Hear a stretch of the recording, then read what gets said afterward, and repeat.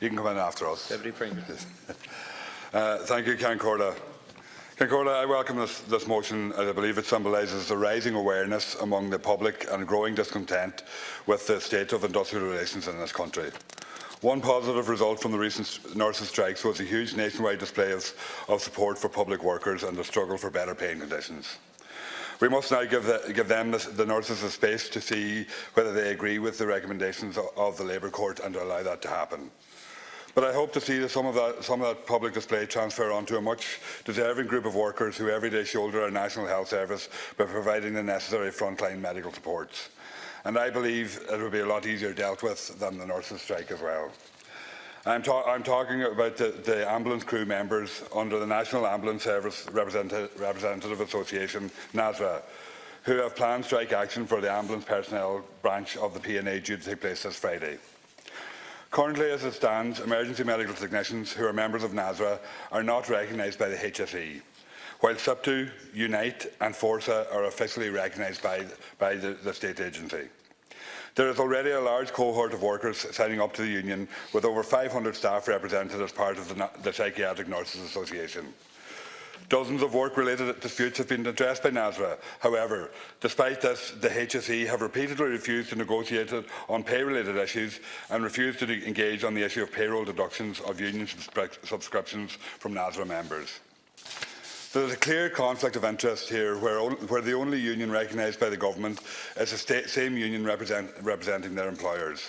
This does not represent a healthy and diverse environment for industrial relations and compromises the pay and conditions of many workers in this situation. It further undermines industrial relations in this country as the state refuses to get involved. I want to bring to your attention, Minister, the results of the most recent National Ambulance Staff Survey carried out from 2016, which I believe reveals a lot about the government's refusal to recognise the union of choice by ambulance crew. It was found that many would not recommend their employer, felt undervalued and that their performance was not recognised, lacked feedback from line managers, rated quality of communication as poor, and many were dissatisfied with pay levels, and most striking, there was evidence of discrimination, bullying and harassment. Overall, the Net Ambulance Services response showed that 53% of respondents were dissatisfied with their employer. I think this paints a clear picture of discontent within the workforce, which has been allowed to fester beneath the surface thanks to many years of the state turning a blind eye. This has created an unfair power dynamic within the workforce, whereby the HSE has been allowed to ignore invitations to the WRC to work on a resolution. The HSE has also repeatedly refused to enter talks with the Psychiatric Nurses Association, using established dispute mechanisms to avoid further escalating action.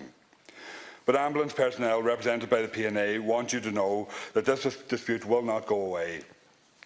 NASRA has grown and continues to grow in public support within this House and outside it. The power dynamic needs to shift. It should be the other way around. Workers should have a say as to who represents them, not the employer and certainly not the state. There is an easy solution to this strike. The invite from the WRC is there, and all you have to do is tell the HSE to respond in a positive manner, as they have done with the nurses, and go and meet at the HSE and discuss this and find a resolution with the DNA.